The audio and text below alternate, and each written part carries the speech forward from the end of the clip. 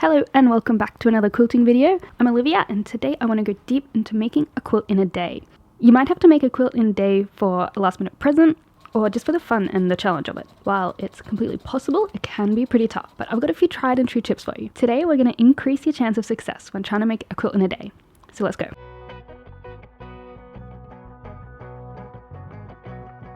To make a quilt in a day, you need to have a plan before you start. I don't know about you, but I really doubt I could wake up one day and decide to make a quilt and then get it done by bedtime.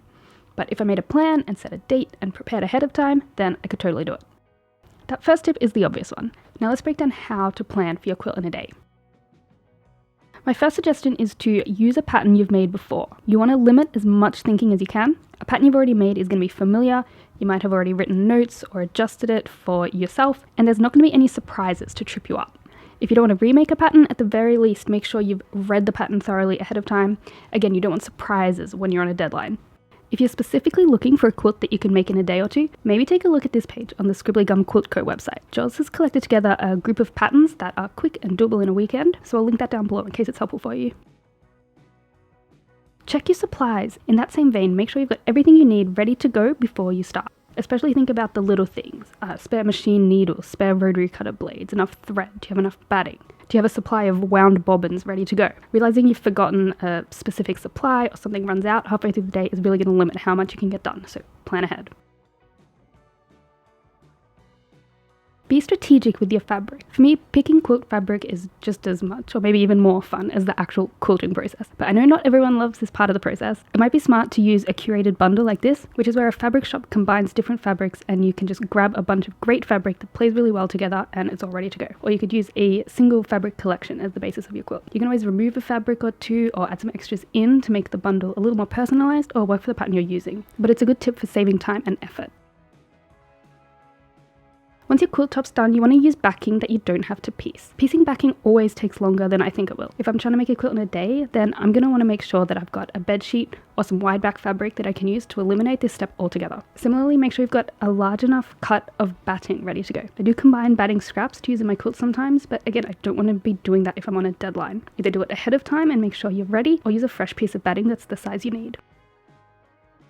Along those same lines, you want to look for whatever shortcuts you can. That could be using pre-cuts instead of yardage to save time. It could be choosing to use leftover binding that you made in the past instead of making new binding. If you're cutting fabric, see how many layers you can cut at once without messing up the cuts. If you need to make half square triangles, can you use the 8 at a time method instead of the 2 at a time method? Things like this can really add up when you're trying to quilt quickly. Chain piece when you can. I love chain piecing and it really helps you piece your quilt blocks faster and it saves thread, so it's really win-win as far as I'm concerned. It's not always possible, but it will help you get a quilt piece faster when it is possible. So I'd encourage you to check it out if you haven't already. I made a chain piecing video that I'll link down below if you're interested in this technique and you haven't done it before. Set up your quilting space for success. I remember a time when my sewing machine and ironing setup were on different floors of the house and it did not make for fast quilting. Now I have my pressing mat always ready right next to my machine and I can swap between piecing and pressing in a second. So take a moment to think about your sewing space and try to eliminate any little time wasters like that so you can work smoothly. It might not be particularly pretty, but whatever you can adjust for the day to make things easier will be worth it. Limit manual elements. By this I mean things that are hand done. Maybe you prefer to attach binding by hand, but you choose to attach it by machine for the speed. Maybe instead of using a template or a ruler to mark out elaborate quilting lines, you just quilt along the seam lines because it's faster. Of course, there's a limit to how much you can do this while still being happy with your finished quilt. Last time I tried a quilt in the day, I hand sewed the binding even knowing that I wouldn't finish in a single day. I don't want you to sacrifice quality for speed because it's just not worth it. So while a quilt in a day is a fun challenge in my mind, and these tips should help you get a quilt made before bedtime, it's not the be all and end all. You don't want to cut so many corners that your quilt is sloppy and then you're not happy with the end product. So what else am I missing? Let me know your tips to get a quilt made in a day. I have an idea of a quilt I want to make and I want to get it done quickly, so I'm interested in your tips to add to these. As always, thanks for watching and I'll see you next time.